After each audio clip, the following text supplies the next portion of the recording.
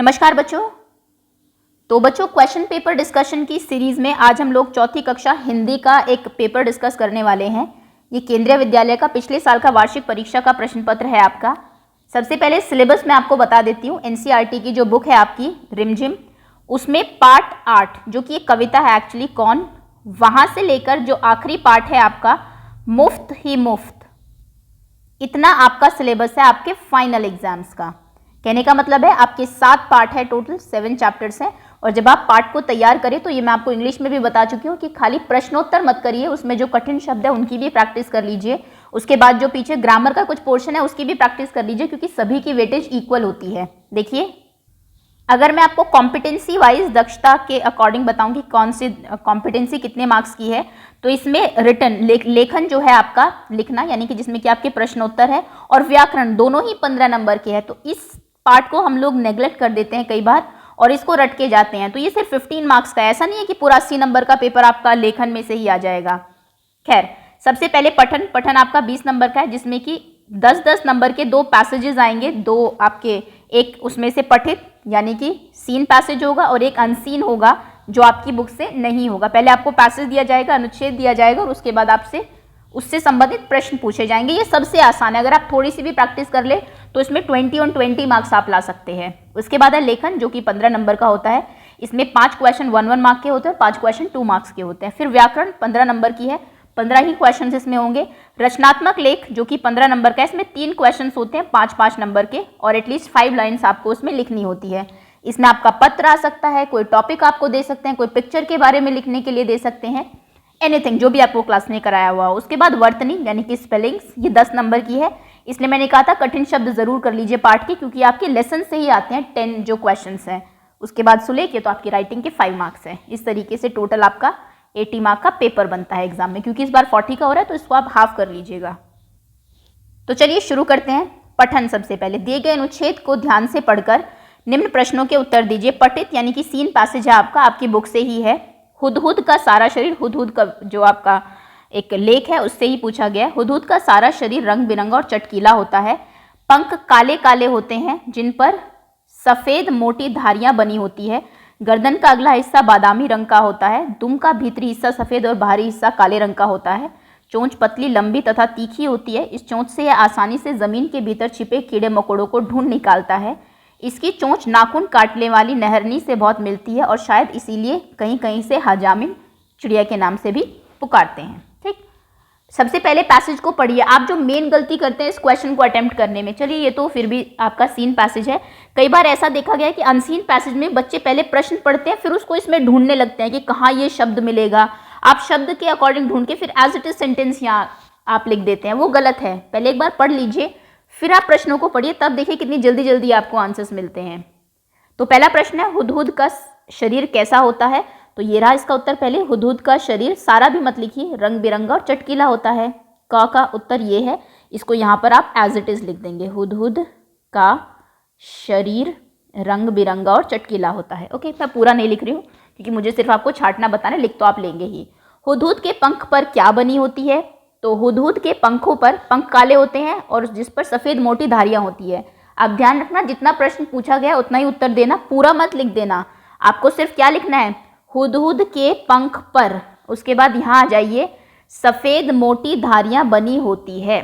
ये आपके ख जो प्रश्न है उसका उत्तर है। ओके, आगे हुदहुद की गर्दन कौन से रंग की होती है? बादामी रंग की, ये दिया भी हुआ है यहाँ पर। हुदहुद की जो गर्दन का अगला हिस्सा है वो बादामी रंग का होता है।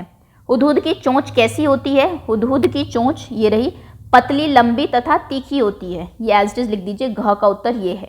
ओके, आगे आते हैं। हुदहुद चोंच से क्या ढूंढ निकालता है? हुदहुद चोंच से, यह आसानी से भी छोड़ दीजिए, हुदहुद चोंच से जमीन के भीतर छिपे हुए कीड़े मकोड़ों को ढूंढ निकालता है। ओके, अगला प्रश्न है, हुदहुद को और किस नाम से पुकारते हैं? हुदहुद को हजामिन चिड़िया के नाम से पुकारते हैं। सिर्फ हजामिन चिड़िया भी आप लिख देंगे तो भी चलेगा। अगला प्रश्न है, सही या गलत का निशान लगाइए। हुदहुद हरे रंग का पक्षी है? बिल्कुल भी नहीं, बादामी रंग का होता है। वैसे रंग बिरंगा होता है, काफी सारे रंग होते हैं, सफेद भी है, काला भी है। हुदहुद की दुम का भीतरी हिस्सा सफेद होता है, बिल्कुल सही है। नाखून काटने वाली को क्या कहते हैं? नहरनी, इसलिए इसका नाम हजामिन चिड़िया पड़ा है। क्योंकि जो नाखून काटता है नहरनी से उसको हजामिन बोलते थे, इसलिए हम चिड़िया को भी हजामिन बोलने लगे। यह अनुच्छेद पाठ्य पुस्तक के किस पाठ से लिया गया है? तो यह लिया गया हुदहुद पाठ से। ओके, चलिए ये आपके 10 नंबर पूरे हो गए। अपठित गद्यांश अब देखते हैं। ये पढ़ा हुआ नहीं होगा, आपकी बुक का नहीं होगा, नीचे लिख दिए अपठित गद्यांश को पढ़कर प्रश्नों के उत्तर दीजिए। डॉक्टर राजेंद्र प्रसाद का जन्म 3 सितंबर 1884 को बिहार के एक छोटे से गांव जीरादेई में हुआ था। इनके पिता का नाम महादेव सहाय था। प्रारंभिक शिक्षा उन्हीं के गांव जीरादेई में हुई थी। 26 जनवरी 1950 को गणराज्य भारत के प्रथम राष्ट्रपति बने। कौन? डॉक्टर राजेंद्र प्रसाद। 1962 तक वे इस सर्वोच्च पद पर विराजमान रहे, यानी कि 1962 तक वो राष्ट्रपति रहे। 1962 में ही अपने पद को त्याग कर वे पटना चले गए और जनसेवा कर जीवन व्यतीत करने लगे। 1962 में अपने राजनीतिक और सामाजिक योगदान के लिए उन्हें भारत का सर्वश्रेष्ठ नागरिक सम्मान भारत रत्न से नवाजा गया। 26 फरवरी 1963 को डॉक्टर राजेंद्र प्रसाद का निधन हो गया। डॉक्टर राजेंद्र प्रसाद के बारे में आपको थोड़ा सा दिया हुआ है। प्रश्न देखिए, डॉक्टर राजेंद्र प्रसाद का जन्म कब हुआ? कब पूछा है तो उतना ही बताना है। डॉक्टर राजेंद्र प्रसाद का जन्म 3 दिसंबर 1884 को हुआ, बस हुआ था, बस इतना ही। किस गांव में, ये सब आपको नहीं बताना है। ध्यान रखना, क्वेश्चन में जितना पूछा हो उतना ही आंसर देना है। अगर आप यहाँ पर सीधा 3 दिसंबर 1884 भी लिख देते हैं तो भी आपका उत्तर सही माना जाएगा। ओके, डॉक्टर राजेंद्र प्रसाद का जन्म कहाँ हुआ था? ये देखिए दूसरा प्रश्न है। तो बिहार के एक छोटे से गांव, बिहार के गांव जीरादेई में। ओके, तीसरा प्रश्न है, उनके पिता का क्या नाम था? पिताजी का नाम था महादेव सहाय। उनके पिता का नाम महादेव सहाय था। डॉक्टर राजेंद्र प्रसाद की प्रारंभिक शिक्षा किस गांव में? डॉक्टर राजेंद्र प्रसाद की प्रारंभिक शिक्षा जीरादेई में हुई थी, उन्हीं का जो गांव था उसी में ही। अगला प्रश्न है, डॉक्टर राजेंद्र प्रसाद भारत के राष्ट्रपति कब बने? 1950 में। 26 जनवरी 1950 में वे भारत के प्रथम राष्ट्रपति बने। भारत के राष्ट्रपति बने, बस प्रथम भी रहने दीजिए क्योंकि क्वेश्चन में नहीं पूछा है। वे कब तक राष्ट्रपति पद पर विराजमान रहे? तो 1962 तक वे राष्ट्रपति पद पर विराजमान रहे। आगे है, वे कब तक 1962 में राष्ट्रपति का पद त्याग कर डॉक्टर राजेंद्र प्रसाद कहाँ चले गए? तो वो पटना चले गए थे, जहाँ पर वो जनसेवा करने लगे थे। इनको राजनीतिक और सामाजिक योगदान के लिए भारत सरकार द्वारा कौन सा पुरस्कार दिया गया? तो इनको दिया गया था भारत रत्न। ये सर्वोच्च पुरस्कार है भारत का। अगला प्रश्न, डॉक्टर राजेंद्र प्रसाद को भारत रत्न पुरस्कार से कब नवाजा गया? तो इन्हें नवाजा गया था 1962 में। आपको सिर्फ कब पूछा है तो सिर्फ आप ईयर लिख दीजिए, 1962 में। अगर पूरा भी लिखना चाहे, आपके पास समय है तो आप पूरा लिख दीजिए। इनको योगदान के लिए डॉक्टर राजेंद्र प्रसाद को भारत रत्न पुरस्कार से 1962 में नवाजा गया। ओके, डॉक्टर राजेंद्र प्रसाद का निधन कब हुआ? तो डॉक्टर राजेंद्र प्रसाद का निधन 28 फरवरी 1963 को हुआ। चलिए, ये आपका अपठित गद्यांश हो गया। अब आते हैं लेखन पे, जो कि जिसमें कि आपके जो पाठ के प्रश्नोत्तर है वो पूछे गए, पाठ या फिर कविता। पहला प्रश्न है, कौन कविता के कवि का नाम बताइए। मैं हमेशा जब भी कविता कराती हूँ ये क्वेश्चन क्विज में भी देती हूँ, वैसे भी कहती हूँ कि कविताओं के कवियों के नाम आप याद कर लीजिए, एक क्वेश्चन यहाँ से बन जाता है एग्जाम में। तो ये कविता आपकी लिखी है सोहन लाल द्विवेदी जी ने। सोहन लाल द्विवेदी। आई थिंक 3 कविताएं हैं आपकी जो इस बार आ रही है आपके एग्जाम में, तीनों के कवि आप जरूर याद कर लीजिए। अगला प्रश्न है, गांधी जी अहमदाबाद में किस आश्रम में रहते थे? उनके आश्रम का नाम था साबरमती आश्रम। ये वैसे जनरल नॉलेज का ही क्वेश्चन है, ये आपको पता भी होगा। आगे आते हैं, तीसरा प्रश्न है, पढ़क्कू का नाम पढ़क्कू क्यों पड़ा होगा? क्योंकि वह पढ़ने में बहुत अच्छा होगा या फिर वह बहुत पढ़ाई करता होगा। आप जानते हैं कि वो अर्थशास्त्र पढ़ा हुआ था, तो शायद इसलिए। आपने भी देखा होगा जो बहुत ज़्यादा पढ़ता है उसको जनरली पढ़क्कू कह दिया जाता है। पढ़ाई करता होगा, ये आपके लिए प्रश्न, आपको जो लगता है आप वो लिख सकते हैं, कोई एक एग्जैक्ट आंसर इसका नहीं हो सकता। आप ये भी लिख सकते हैं क्योंकि वह अर्थशास्त्र पढ़ा हुआ था इसलिए लोग उसको पढ़क्कू कहते थे। अगला प्रश्न है, शाह सुलेमान के नाम से किस पक्षी को जाना जाता है?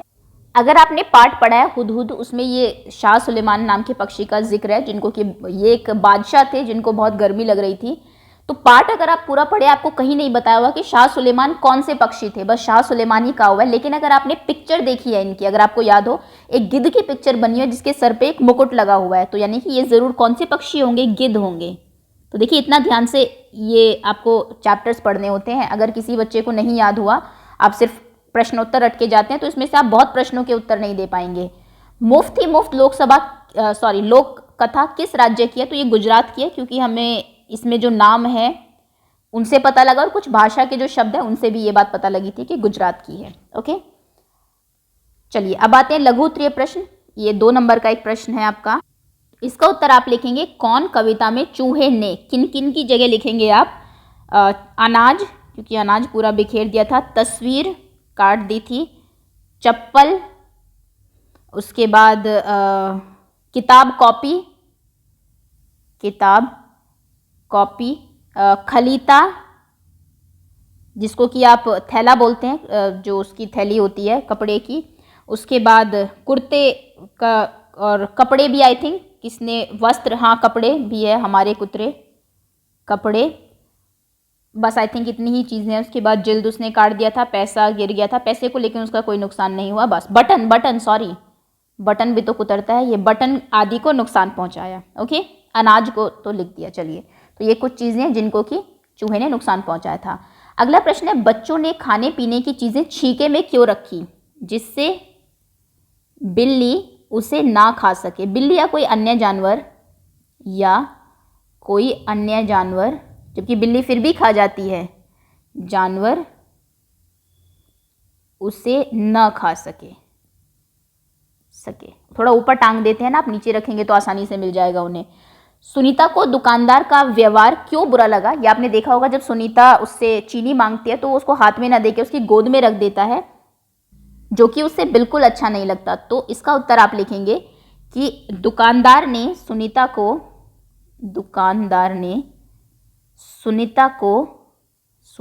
को चीनी की थैली पकड़ने लायक नहीं समझा।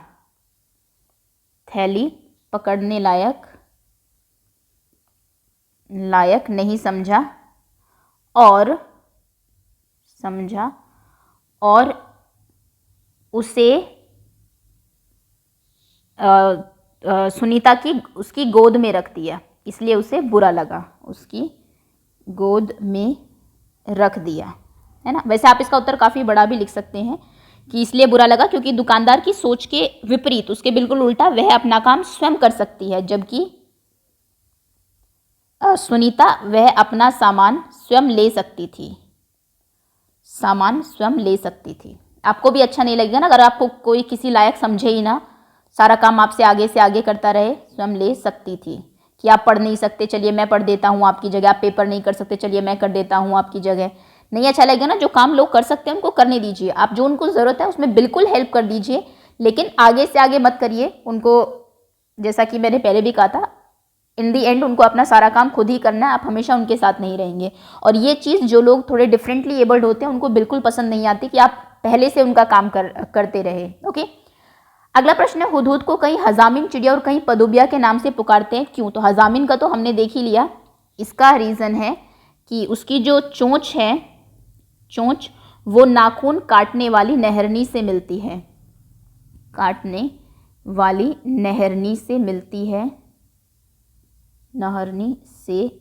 है, ये कारण है उसको हजामिन बुलाने का। और पदुबिया बुलाने का रीज़न ये है कि वह दूब से कीड़े चुनकर खाती है, इसलिए उसे पदुबिया बुलाते हैं। ओके, अगला प्रश्न है, क्या भीखू भाई को नारियल मुफ्त में मिला। उत्तर होगा हाँ, लेकिन क्योंकि 2 नंबर का क्वेश्चन है तो देखिए आपको थोड़ा सा सोचना भी पड़ेगा। अब आपको इसमें पूरा लिखना है कि आखिर में एक नारियल भीखू भाई के सिर पर गिरा, भीखू भाई के सिर पर आ गिरा, जो कि बिल्कुल मुफ्त था। सिर पर आ गिरा, जिसके उन्होंने पैसे नहीं दिए थे, गिरा जो कि बिल्कुल मुफ्त था। ओके, मुफ्त था। चलिए आगे आते हैं, अगला प्रश्न है आपका। अब ये आपके 5 प्रश्न कंप्लीट हो गए, 5 वीएस से 5 एस से। अब आगे व्याकरण है। व्याकरण में पहला है दिए गए शब्दों का अर्थ लिखिए। साहस, साहस अर्थात हिम्मत, फुर्ती, फुर्ती अर्थात तेजी। दिए गए शब्द का लिंग बदलो, शिक्षक, शिक्षिका, चाचा, चाची। दिए गए शब्द की सहायता से एक वाक्य बनाओ। कंजूस, भीखू भाई बड़े कंजूस व्यक्ति थे। भीखू भाई, या फिर आप ये भी लिख सकते हैं मेरा भाई बहुत कंजूस है, सॉरी, बड़े कंजूस व्यक्ति थे,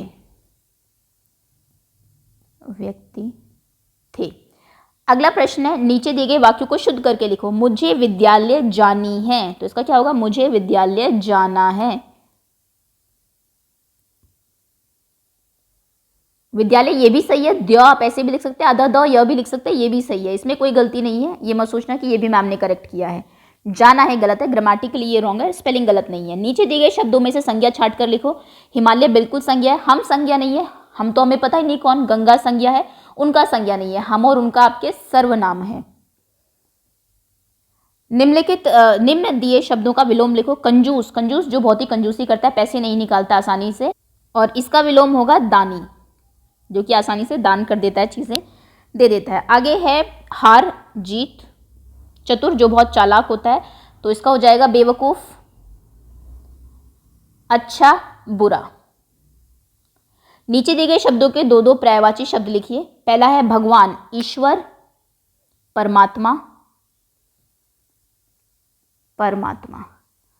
राजा, बादशाह, हाँ वैसे बादशाह बोल सकते हैं, बादशाह।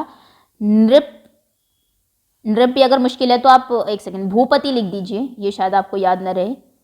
भूपति, भूप भी लिख सकते हैं, भूप। ओके, नरेश भी होता है, नरेश शायद से आपको ज़्यादा अच्छे से याद रह जाए, राजा का नरेश, है ना। कई बार कहते हैं ना, अगर आप रामायण वगैरह देखते हो, हे नरेश, मतलब वो राजा का पर्यायवाची है।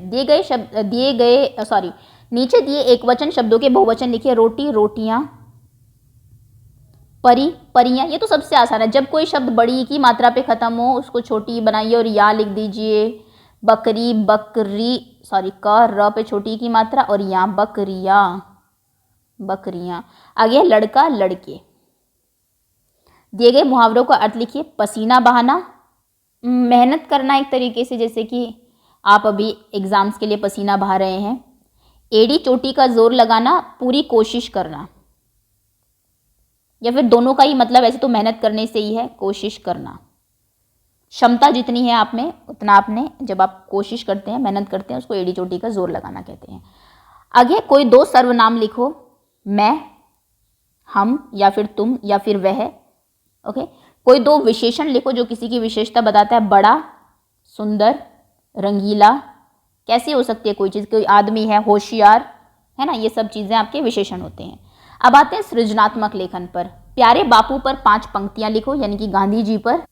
अब देखिए, इसके लिए आपको थोड़े से फैक्ट्स पता होने चाहिए गांधी जी के बारे में, तभी आप लिख पाएंगे। क्योंकि अगर वैसे होता कि किसी जानवर पर लिखो या किसी आपके प्रिय मित्र पर लिखो तो आप कुछ भी लिख देते, हमें थोड़ा ही पता है कि कौन है। लेकिन अगर कोई ऐसा चीज़ आता है तो फिर आपको फैक्ट्स वहाँ पर लिखने पड़ेंगे, जो तथ्य है। तो सबसे पहले तो लिखेंगे गांधी जी का जन्म, और गांधी जी के बारे में तो आपको पता भी होगा, आप हिंदी में भी पढ़ते हैं, इंग्लिश में भी आपके चैप्टर्स हैं, और ईवीएस में तो पढ़ते ही हैं। जन्म 2 अक्टूबर, ये तो आप जानते हैं, लेकिन सन कई बार आप भूल जाते हैं, तो सन याद है तो अच्छा, नहीं तो 2 अक्टूबर को हुआ था भी लिख सकते हैं। 1859 को हुआ।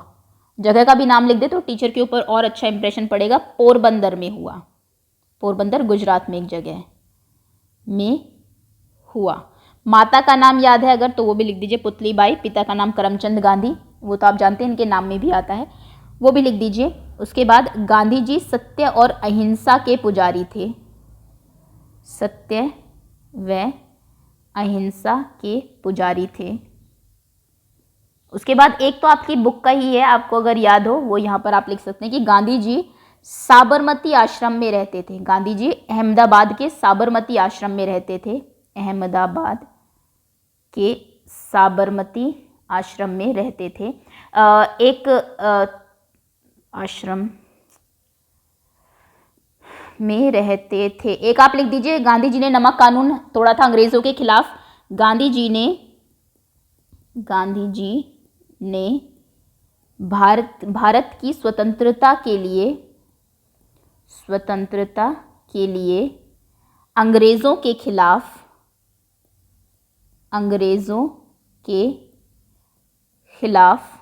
लंबी लड़ाई लड़ी।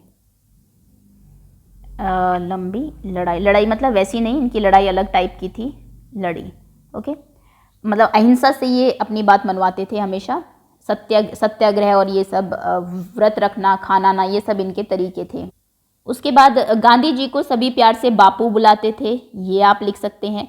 गांधी जी सभी को समान जो है तरीके से उन बर्ताव करते थे। ये आपने देखा होगा आपकी ईवीएस में कि किस तरीके से जो लोग जिनको पहले थोड़ा छोटी कास्ट का माना जाता था उनको ये इन्होंने हरिजन कहा था और अपने जो है सभी को साथ लेकर आए थे।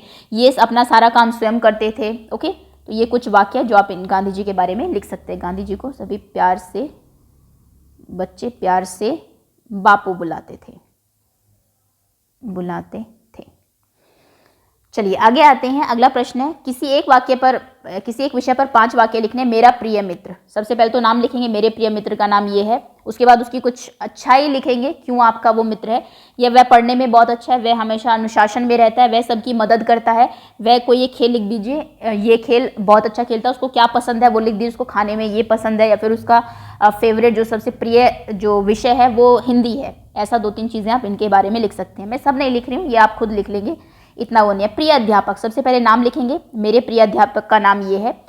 वे पूरी कक्षा के लिए एक प्रेरणा स्रोत है, रोल मॉडल जिसे आप कहते हैं, जब आप किसी के जैसा बनना चाहते हैं, एक वो लिख दीजिए। थर्ड, वे हमेशा कक्षा में समय से आते हैं, वे हमें बहुत अच्छा पढ़ाते, उदाहरण देकर बहुत अच्छा पढ़ाते हैं। एक ये भी लिख सकते हैं कि वो आपको कौन सा विषय पढ़ाते हैं। वे हमें गणित विषय पढ़ाते हैं और सभी बच्चे उनसे बहुत प्यार करते हैं, या फिर वो सभी बच्चों से प्यार करते हैं। इस तरीके से 5 वाक्य लिख देंगे। मेरा परिचय तो सबसे आसान है, मेरा नाम ये है, मैं इतने साल का हूँ, मैं स्कूल में पढ़ता हूँ, मेरे घर में ये लोग हैं। ओके, मैं बड़ा होकर ये बनना चाहता हूँ। इस तरीके से अपने बारे में आप आपकी जो हॉबी है, जो मुझे ये काम करना बहुत पसंद है, वो भी लिख देंगे आप। ठीक, इस पर किसी भी एक विषय पर 5 वाक्य अपनी तरफ से लिख दीजिए। आगे भीखू भाई के बारे में 5 वाक्य लिखिए। सबसे पहले तो भीखू भाई को खाने पीने का बहुत शौक था, या फिर भीखू भाई को नारियल बहुत पसंद था, आप ये लिख सकते हैं। भाई खाने पीने के शौकीन थे, जैसे कि हमने देखा कि उसके नारियल के लिए वो कितनी दूर तक चले गए थे, शौकीन थे, लेकिन साथ में एक परेशानी भी थी कि बेचारे बहुत कंजूस भी थे। तो वे बड़े कंजूस थे।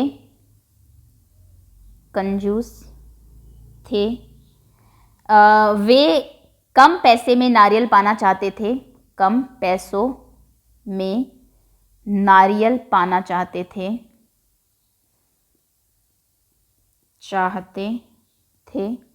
थोड़े से होशियार भी थे, नहीं, वे बातें बनाने में बड़े होशियार थे। कैसे, जैसे कि आपने देखा होगा जब वो अलग अलग जगहों पर जाते हैं बनाने में, तो कहते हैं इतनी दूर चल के आया हूँ, जूते घिस गए हैं, बड़े होशियार थे, अब भी इतने में ही दोगे, कम लगा लो, है ना, होशियार थे। वे हमेशा मोलभाव करते थे।